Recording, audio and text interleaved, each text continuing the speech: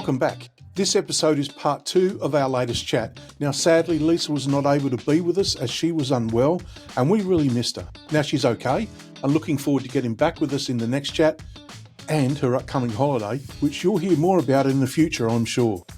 Now, in this episode, we get a little juvenile, because we can, and I talk about how I nearly died in IKEA, and so much more.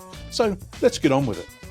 So what have you been up to then, Michael? Selling Mum and Dad's house. Yeah, how's that going? We got dynamic pricing, they called it. There you go. Sorry, we got a second real estate agent because the first one wasn't really good, and he was excellent. Had it sold in like 4 days. Yeah, and that quick. It was fantastic strategy as well. So it was really interesting to see. We're not just selling it's not just selling the house. So it was really interesting to see that.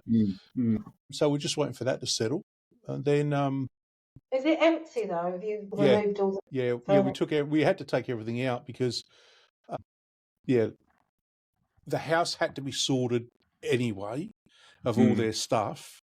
So we did that back in February. Well, actually, I shouldn't say we because I wasn't allowed. Vicky and my sister did that because I'm too mercenary. I would have just went skips everything in the skip, whereas. They managed it. They managed it, and they showed respect to Mum and Dad's stuff. Whereas, not that I'm being disrespectful, it's just that there's a job to be done. House needs to be emptied. Right, let's do it. So they wouldn't let me. I was relegated to the garage. So they whittled all that down to there's a small stuff in a lock-up storage area, and then once that settles, then it's all going to go straight out of the bank and pay for their care home. Fuck, it's expensive. 650 grand each. Bloody hell. Each. And that doesn't include this. That doesn't include the fees either. So that's just for their room. Yeah. Then you've got the daily care fees on top of that. Are they in shared in a married couple's room? No. They'd kill it. They'd kill each other. Okay. Well, no, my dad wouldn't. My mum would probably stab him, I think. So your mum's obviously got some sort of aggressive dementia, yeah? Well, she's always. She wouldn't let Dad retire because she wanted to keep him at work, so he's out of her hair. But so there's always been that dynamic. But yeah, her dementia is more of a Lewy bodies type, so that you can get hallucinations, and aggression can be part of that. Not that she's shown that at the moment, So yeah, there's that. What else have we been doing? What is not sounding horrible, and I don't mean to be, but I know there's lots of different forms of dementia, and how does dementia end your life? Do you just forget how to swallow? I don't know how it works. Well, pretty much your brain just shuts down. The way I understand it, loses function. Yeah, you just lose function. You start to lose. So at the moment, you can see that my dad, for instance, has lost his short-term memory. You can see that because the conversations that you have with him are the same one you had 30 seconds ago. Yeah, Tim's mum's a bit like that. Yeah. And so, but he can still, he talks a lot about when he was a kid. So when we came over to the UK last year, we went to 2291 Dunbar, Glasgow, because that's where he lives and that's all he talks about now. And so we did that as a bit of a homage, and and Vicky had never been there, and so we did that. So he remembers that sort of stuff, but he gets confused when we say he lives in Australia and he has done for 40 years. Yeah, he gets his confused. brain's still back where he was. Yeah. Whereas, but one of the things that is positive about it is he was always a worrier, stressing about everything. He doesn't have that anymore because it's not there. So he's actually he's happier. It fucks me right up because I've always known him a different way, and I'm like, who is this bloke? I don't know you.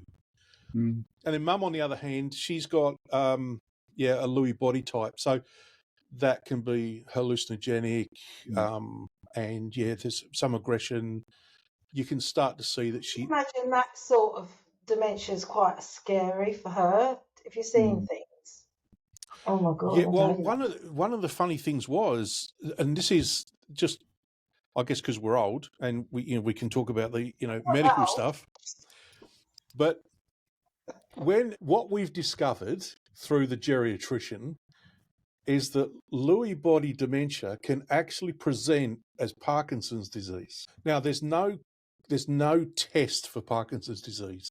It's more of a clinical observation. If you've got certain types of things going on, then they would probably say, yeah, you've got Parkinson's disease. So she always thought she had it. And so they gave her Parkinson's medication, which actually sent her right. I was getting phone calls going, Mike, you've got to come over because there's people coming in the house. She was imagining all sorts of stuff because the Parkinson's medication was mucking about with this whole dementia thing. And it's got quite interesting. But what else have we been doing? So we're preparing. All right. Are we preparing for the trip over? So you got that going soon, yeah. Yeah. It's what date is it today? It's the 2nd. We finally figured out it was the 2nd today, didn't we? Yeah. I was going mental. I'm like, really confused. We're flying. So when we go on holiday, the actual we start it as soon as we walk out the front door. So we're flying out on Saturday the 21st, I want to say. Or was it the 22nd? Yeah, that's 23rd. Yeah. So the Friday before that, we're taking the train up to Sydney, going to stay in the hotel at the airport so that we don't have to rush around, all that sort of stuff, and then just walk across walk across the road, check in, fly over. Oh, we're only away for 2 weeks, really. 2 weeks. It's going to be pretty full on 2 weeks then. I don't think we're going to be about, Michael. You said about popping here the 24th or something. I think we're away from the 20th to the, 11 days. What date do you get here, Mike? 20. Okay, so we get here on Sunday the 20th. God, I'm going to have to bring a bloody calendar. 22nd. Yeah, look, here's the calendar. All right, so in Australia, Dawn, it'll be different. Yeah, so Sunday. Sunday the 20th. We get there at about 6 o'clock in the morning. Then on Monday, Tuesday, we were going to make our way up to Chester because we were going to go to Story House again, and we're staying there until Monday morning. So that'll be Monday the 30th. Yeah, we're booked in at Chester from Thursday to Monday. So we could either there's some days there, Mike, where we could maybe 25th, maybe 25th, 26th, or wait until we.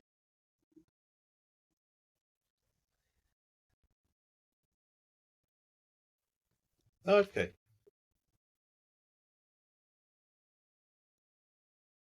Sunday the 6th is the Full Stop podcast get together at St Pancras. So it might have to be the 7th if those 2 days. Just let the diary. I've kept the diary free, obviously, because I've got my knee thing. But just let me know. Let me know. We would love to see you. No, I've told Vicky she'd love to. So yeah. She goes because obviously she knows you do lighting. She goes, has Mike got chandeliers? I don't know. We've got a few in the house. But I've just sold one actually, she loves the whole idea about chandeliers, and so as soon as I said light, she goes, "Well, I've got chandeliers." I go, Vic, it's like when you get a haircut, or when someone gets a haircut and the bloke doesn't notice. Right? I'm like that with chandeliers. I'm sorry. I love chandelier. I do. They're just lovely. I like the way they sparkle in the light. They're great fun to work on, but they're tricky. So when you going in for your op, Mike? Fortnight today. Okay. I can't say I'm looking forward to it, but ask for some ketamine. Yeah, quite. Yeah. You'll go. That's cool. Can I watch? Yeah. There are times when I think, do I really need to have this done? It's all right, really. And then I'll, walk the dog or something, turn over in the middle of the night, go, Jesus, or wake No, up. take 'em. Yeah, I've got it. Are you having both or just one? Just one, and only half of one, the inside of my right knee. Because the cartilage has completely gone on the inside, but it's fine on the outside. So they just they taken it out or put new cartilage in, or what? No, they cut out the inner side of the bottom of the femur on that side. Oh, okay. Then they put a cap on the top of either the tibia or the fibula. I can never remember which one on the inside, and that's a metal plate that's screwed into the bone both sides. That then has a plastic cap. So you then, instead of having bone on bone, which is what I've got now, which is causing the pain and it's crumbling, you then have plastic on plastic. Which they've said should last you 25 years, which sadly would probably see me out. But I can't say I'm looking forward to it. I've kicked the can down the road for 40 years. The first surgery I had on this knee was I was 22 and I'm 66 now. So, but the good thing is, because of the trouble the NHS is in here and the huge waiting lists, in an attempt to get waiting lists down, particularly with orthopaedic stuff, they're farming it out to the private sector. So I'm getting it done at the private hospital. The NHS are paying for it. Result. Thank you. Yeah, hopefully, yeah. Now that reminds me of the story I was going to tell you about nearly dying in the IKEA toilet. Oh, yeah. What was that all about? In the IKEA toilet. So Vicky said to me one day, she's going, look, I need something from IKEA. Can you go and get it after work? Yeah, okay. So it's a nearly 100-kilometre drive up the road to IKEA in Tempe. So I did that. I thought, oh God, I'm hungry. I'm going to get something to eat. So I went to McDonald's, because you don't get a body like this on salad, all right? No. And anyway, so I've eaten that and driven to IKEA, and as I'm walking around, I'm going, God, that feels a bit off. It's like a really bad indigestion. Man, that is bad. And it's getting worse and worse. I'm starting to sweat. I'm thinking, fuck, am I having a heart attack? Well, crumbs, yeah. And you know how when you're under pressure and you don't make good decisions, I thought to myself, oh, look, I just need to go somewhere and sit down and compose myself. Where's the toilet? So I've made my way to a cubicle. I've locked myself in the cubicle, and it's getting worse and worse. And I'm thinking, fuck, I'm going to die in a toilet in IKEA. How good's that going to look? Shit.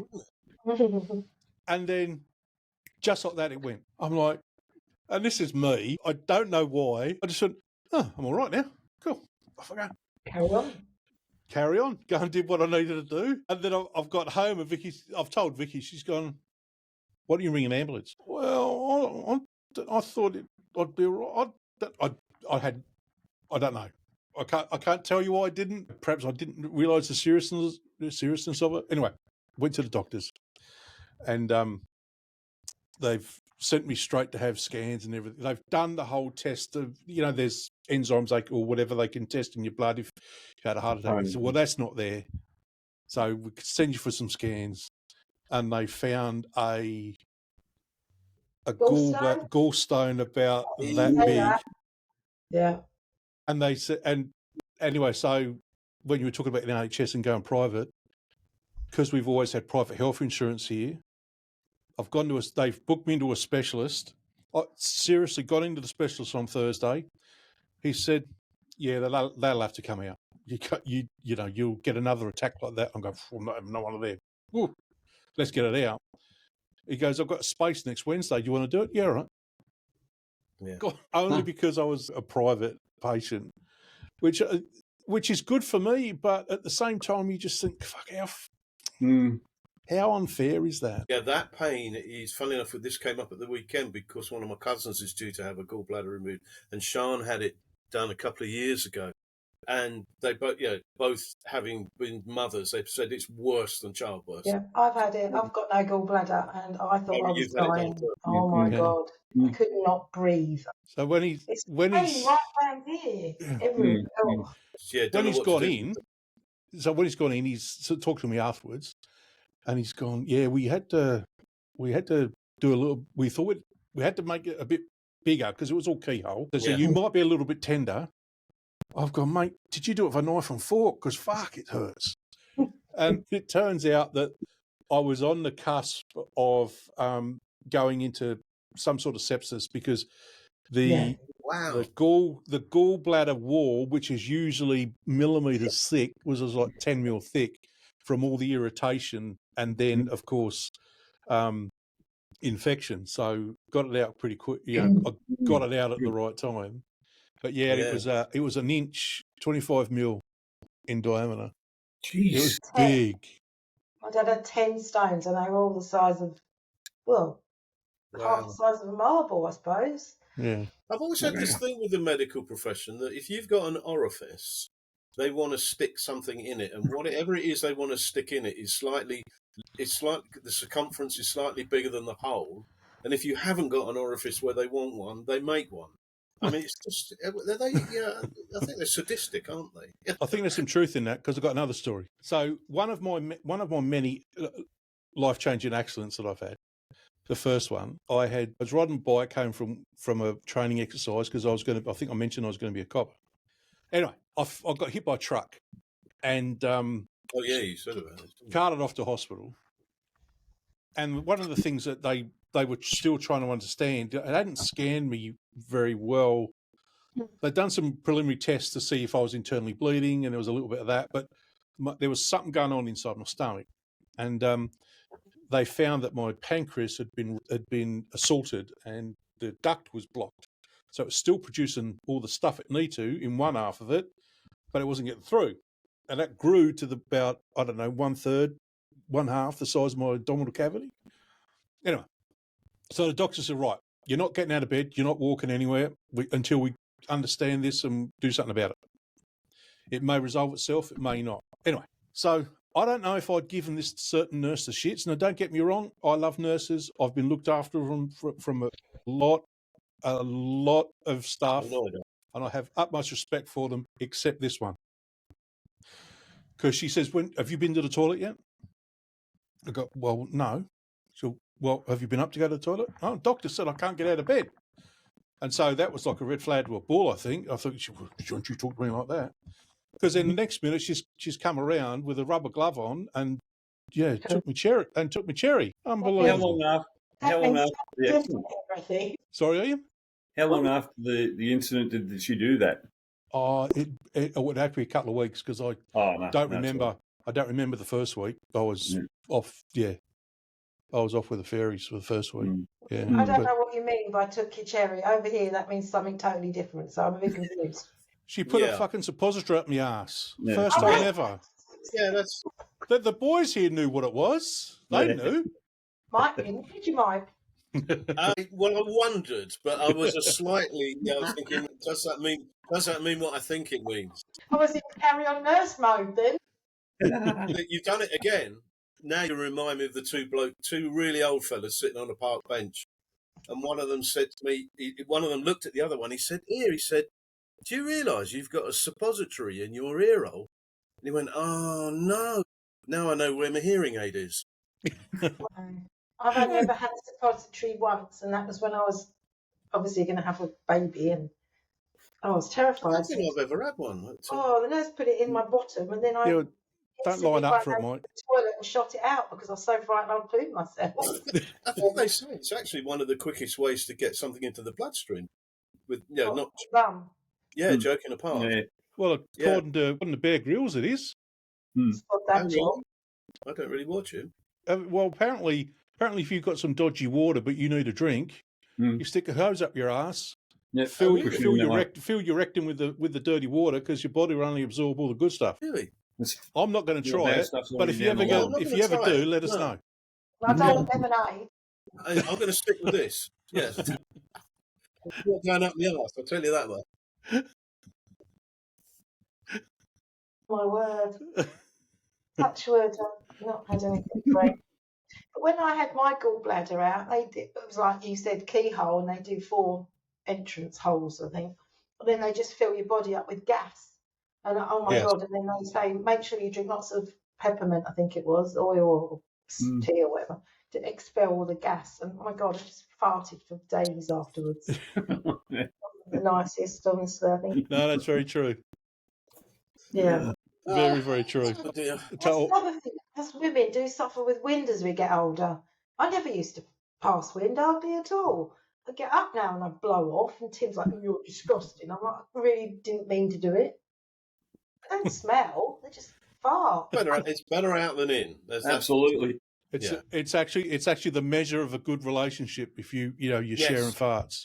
Yeah, it's that step across the line. When you do that, you know, oh, this is serious.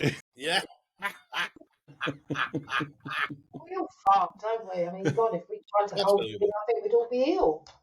Yeah. My mum does it very involuntary most of the time when I'm going upstairs behind her, which is not a very, very good friend of mine who will remain nameless in case he ever gets to watch this or anybody who knows him.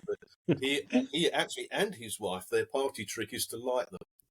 Oh, I knew someone used to do Yeah, that. they need quite a lot of wine inside them, which they're quite good at doing. But yeah. And actually, to be fair, I don't think they've done it for a while. But when we were a lot younger at wild parties, yeah, that was.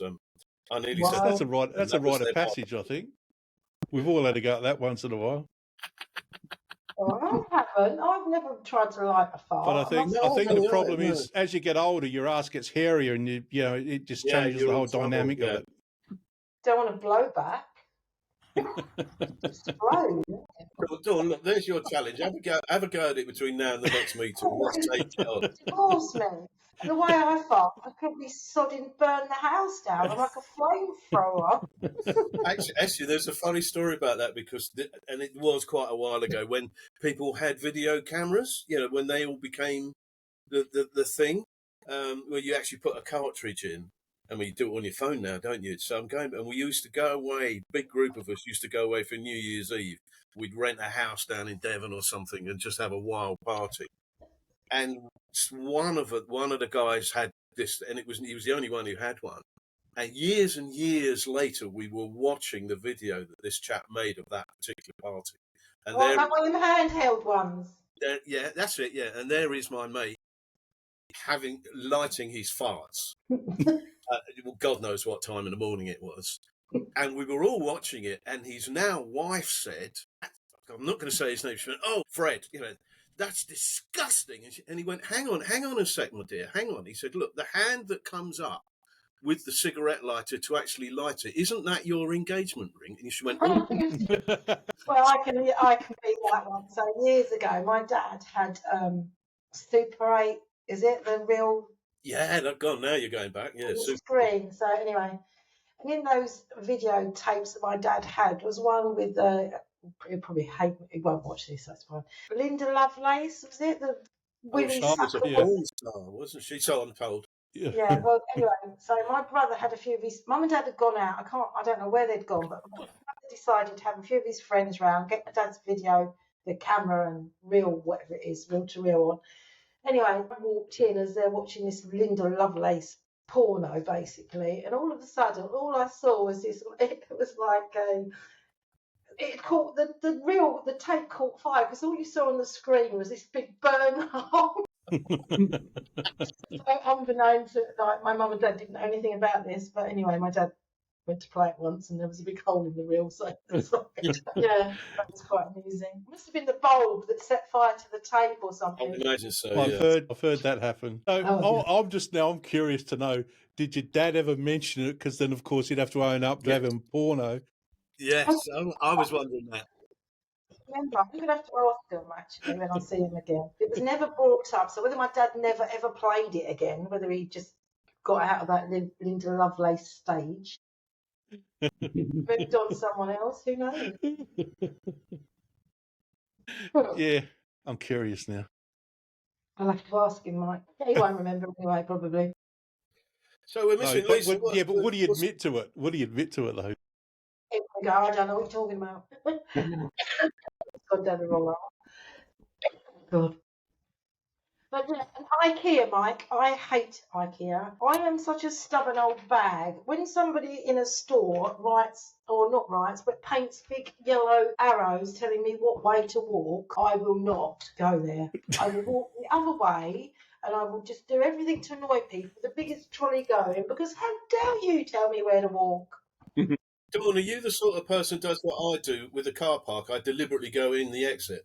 Yeah, well, that's Yeah, not. Yeah, yeah. and I do that not on purpose, to be honest. I have no sense of I'm direction. completely with you, IKEA. I went there once to buy a Hate it. sideboard thing about 30 years ago. There was something wrong with it. The sliding doors weren't quite right, so I took it back. They replaced it, and I've never been back, and I will never go to IKEA I again. hate it. I hate the bloody place. I want to wander around. I don't want you to tell me. Where If you I want walk. to tell me your stuff, let me look at it. You know, can't stand it. But No, that's not just. my favourite shop. But then Tim goes, "Oh, what's the matter with you? Why are you so miserable about it? How dare you tell me where to walk I'm in the with you. shop?" I'm with you. I agree with you, Dawn. I've Yeah. only ever been to an IKEA once, Yep. and it took 2 hours. It was like walking through Yes. a museum Yeah. because we walked through, we bought nothing, we Yeah. walked out the other end, but we had to follow the arrows, and Yeah. it took us 2 hours to get through this museum of modern It's like furniture. queuing for cup final tickets. It's awful. It's like at the airports, isn't it? They have them bloody barriers, those rope ziggy things. Yeah. It's like 3 people in the queue. Yeah. I'm like, go fuck yourself. Yeah. That's it. The best thing that actually ever happened about airports, must have been about 10 or 12 years ago. We took my mum. She lost 2 brothers in the Second World War. One was a merchant seaman, so he doesn't have a grave. But the younger one, was killed in Italy in late '44, which was a real shame. So it was quite near the end, and she'd never seen his grave. Cut long story short, very easy to find it because I obviously had his name and his regiment, and we found out where the grave is. So we flew out to it was in Tuscany somewhere. We took them over there for a few days, stayed at a really nice hotel, and we took her to see the grave, which was a hugely emotional thing. Anyway, but she was quite immobile at that time. She could walk, but we thought, no, we'll do it round the airport in a wheelchair. Marvellous. We went EasyJet, which is a budget airline. As soon as they said, yeah, old lady in a wheelchair, yeah, come through, customs, no, come through, passport control, come through. We even had a lift up to the plane, absolutely everything. And so every holiday we went on after that, I used to invite Mum. I said, do you want to come, come skiing with us, Yeah. You can go on a toboggan, you'll be fine. Yeah. Yeah, but don't you find, I don't know about Australia and that, but now we had to go and pick Eddie up from Heathrow the other day, and you have to pay £5 just to pick people up from the airport. So you drive in and you get charged a £5 just for them to get in your car. Fucking mate, so mad. Such bastards. You can see I've gone red immediately. It really annoys me. I dropped because Sean went skiing with the girls over into Spain a couple of months ago, and I took 3 of them to the airport. It's literally Heathrow, Terminal 5, the new terminal, bosh, bags out, see you in a couple of weeks. Bye. £5. I know. That's rich. I know, Yeah. I'm like that. I get so cross. Yes, Well, really makes I'm like, when we go to the airport, it's usually to pick up our daughter and grandson and that from up then too. Because we've got the little fella, we just park in the car park. So if you've got to pay £5 just to be able to stand still for 5 seconds and jump in, I just pay about $60 to park the car for 4 hours. It's good. We can get in there, sit down, have a cup of coffee, wait for them to turn up, sit there, cruise out nice and easy. So it's probably not so bad after all. It's a good idea, actually. yeah. I've used the same theory. We've got this little cottage down in Cornwall, and there's a place down, a lovely little fishing village called St Mawes. Very popular place to go, nice places to eat, and you can get a little ferry over to Falmouth. They've got a huge car park there, and Dawn, you'll understand it. A lot of public car parks now have an app, which drives me nuts. You cannot put coins in the machine. Sort of the windows and stuff. The machine at this particular car park is not an app. It's a card-based thing, and it is, honestly, you need a first-class degree in quantum physics and a good one to understand, and even then it's going to challenge you. Whenever we go, there's always a throng of people around this machine trying to work out how it works. And the worst thing is if the sun, it's so positioned that if the sun happens to be shining, Can't see the screen. it goes on the screen, you can't see it. Yeah. And I've lost it with that place. I looked at the fines, and I worked out if I can get away with, because normally we're there for an hour or two, so we pay for 2 hours parking. I worked out that I've only got to get away with it 4 times and not get a ticket. And that equals roughly what the fine will do if I do get one. And I'm 5 in now, so I'm up on the deal. So if next time I go get a ticket, I'm still in. I just can't be bothered. So give me a ticket. Yeah, but I'll get a bit more road ragey now. I don't really drive because I don't like the A1. I'll drive around all the country roads. That don't bother me. But the other day, me and Tim went into town to do some shopping. In Grantham at the moment, it's just road works. It's an absolute fucking That's everywhere. Yeah. So he's driving, and he drives a lot, so he's quite calm and patient, totally not like me. So I'm sitting in the seat next to him, obviously. We get stuck in the traffic, and then he sits there and goes, "Oh, should have gone the other way." And I was like, "Well, turn around then." And he went, "Oh, yeah. Well, I can't really do a U-turn now because that woman in front has got a big gap in front, but she's not moving forward." So I went, "Bib your horn then." He went, "No." Oh. I went, "Bib your horn." He went, "No." I laughed, and I'm all right. Dawn, you got to. I used to use that word bib. It's a much better word, and it comes from wind in the willow. Is parp. Isn't that a lovely word? Parp. I want to play your fucking horn then. Yeah. Yeah. I must admit that the people ask me what's it like driving, Australia versus England, for instance, and that's one of the things you have to factor in is parking here. Unless you're going somewhere like in the city, you would sort of plan that, but anywhere else, it wouldn't be something you would need to think pre. It's not a problem, no. Whereas in the UK, I found that you now have to start thinking, okay, where's the nearest car park? And if that's full, where then am I going to go for a backup, that sort of stuff? Yeah, it's another thing you have to think of, isn't it? Yeah. I need a wee. Tim's like, "You've only just Exactly. And then of course, you don't have to pay for park. If you went to the city, you would, of course, but yeah, just normally around here, if you went to the beach here, for instance, there'd be a fucking riot if they put a price on parking. No, yeah. Absolute right. They put in when Wollongong first put in the parking meters. There was it was like there's going to be a civil war here. Yeah. So there should be and all. How dare they? We've never had that. And and there were other shopping centres being put up at the same time. So now the place is dead because they were not going there. I can go somewhere else, so I don't have to go pay for parking. Boom, done. And everything's there. You don't have to walk around everywhere. Yeah. It's been really interesting. The different ways that you've got to manage to to. Well, add that on top of having an electric car, where you then have to make sure that you've got enough electric to get to that certain point. But the most disgusting thing here, and I am disgusted by it. I've actually had an audience with my MP about it, is hospitals. Yeah. You have to pay to park at a hospital. Even the staff do. Yeah. Nobody goes to a hospital because they want to. They're either ill themselves or seeing someone that they care about who is ill. Nobody goes to a hospital. I don't mind paying for parking anywhere else, even a station car park, shopping, theatre, sports, whatever, because that's a choice. But to go to a hospital, you have to go to a hospital. And it's fucking expensive. Yeah, it's wrong. Yeah. It really is. Watford General, which is our nearest big hospital, Sean was in there with pneumonia just before Christmas. So I'd go to see her. Oh, it's £5-6 a pop every day. And they say, you can get a season ticket, but it saves you about £3 in a month. It makes me see red. And it's not the NHS that's getting the money. They're funding it out parking companies who are trousering a dirty, great big profit on the back of other people's misfortune. Is that a society I want to live in? No, it's not. No, it's wrong, isn't it? Right, rant over. Yeah.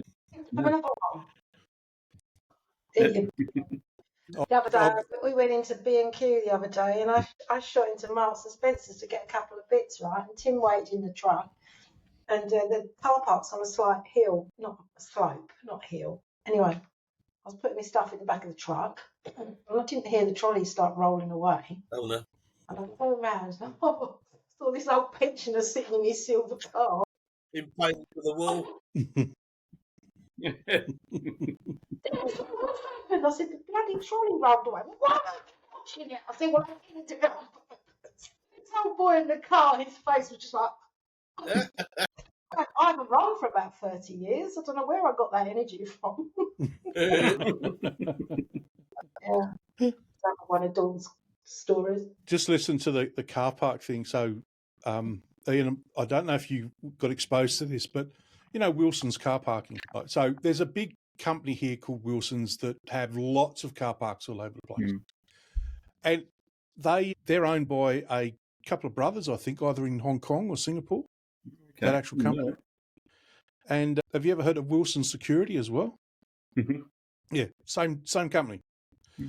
So there's these couple of brothers. Anyway, I think it was something like, and they do this. They did the security for the government Parliament House. Mm-hmm. Their company was avoiding, doing the whole tax avoidance thing. They owed the Australian people something like $40 million in tax that they got away without paying. Yeah. You know, that annoyed the hell out of me. 40 million. What could we do with that? Exactly. Yeah. Dear, oh dear, oh dear. Exactly. And they went into with the Australian Tax Office. They bargained that they would pay $4 million. Imagine if we how are they allowed to bargain? Yeah, you can't do that, can you? No. How can they bargain with the Australian Tax Office? No one bargains with the Australian Tax Office unless there's something going on. Yeah.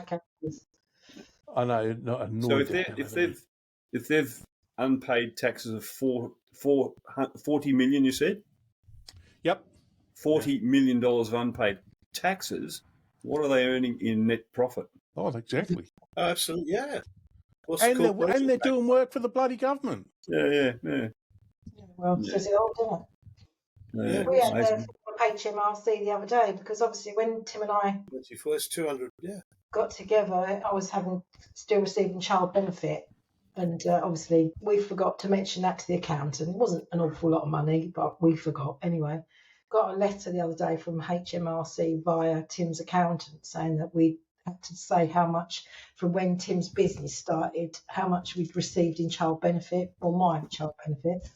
So we wrote all the dates down, sent it all back, and then we had to give it all back. I think it was about 2008. But then it says you might receive a fine and penalties. And I thought, there's all these big companies that are screwing over the left, right, and centre, and we've a misthought or misreading of something and didn't do it. We paid it back straight away, and I think you piss off. Yeah. Hey, well, this year, this will be the first year my wife and I don't have to lodge a tax return because we're not earning an income. Yeah. We're self-funded, so basically our money's ours. So I went on the tax office just to check. They said if you want to know whether you need to put a tax return in. So I went in, did all the fancies, and it came up after about 30 questions. You don't need to lodge a tax return. I thought, great. And then the next line down says you need to lodge a non-lodgement form. Oh, what the hell? You told me I don't need to lodge a tax form, but I've got to tell you that I'm not going to lodge a tax form. I just filled your stupid 30 question questionnaire out, and you yourself, you stupid computer, told me I don't have to lodge any forms, and then you tell me I've got to lodge a form to say that I'm not lodging a form. You fucking idiots, honestly.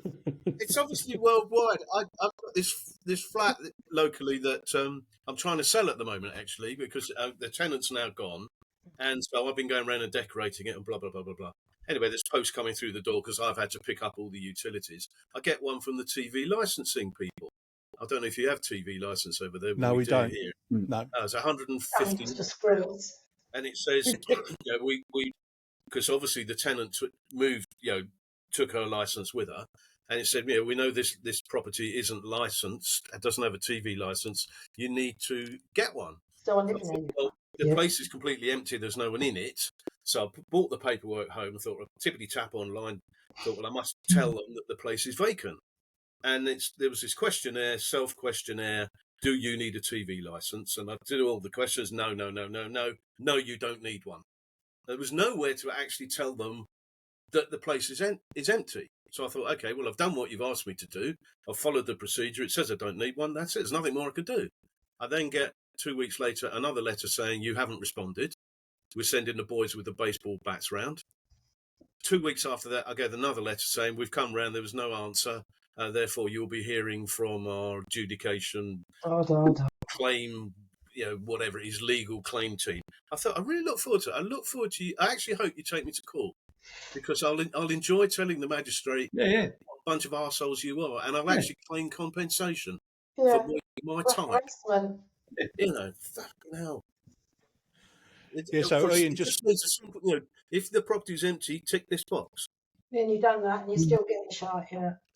So Ian, I think the way it works is for them to watch BBC. the equivalent, our ABC, right? They have to have a license to watch it. Now they can watch all the other channels. No problem. But to watch the ABC, the equivalent here, they have to have a license to do that. I remember as a kid there would be adverts on the TV. Oh, the vans. Yeah, they had detector vans that would roam the streets, detecting if you're watching the BBC, and then have a list of who's got a license or not. Seriously. What? Do you have to have them now? No. So they dropped it, yeah? But we've never had them. I'm just explaining. Sorry. Yeah. Oh, absolutely. The government fund it, and we just receive it. Yeah. Like a commercial one. If you've got equipment that can receive BBC, and it's no good saying I don't watch it. If you can physically receive BBC, you have to have a license. It's 159. Yeah, I think I pay £13 something a month. Yeah, that's about right. Yeah. To have the BBC available to you. I don't even watch the proxy BBC, to be honest, because we've got The question I'd have is in Australia with the ABC, the Australian Broadcasting Commission, they are seen as being like the main point of contact in an emergency, natural disaster. So they'll be all over it. They'll have all the links and everything. Oh, that's good. Yeah. Does Britain offer that same? Do they promote that thing when there's a natural disaster to get onto the BBC and keep up to date? No. Because if that's the case, why are you paying for it? It's an important tool.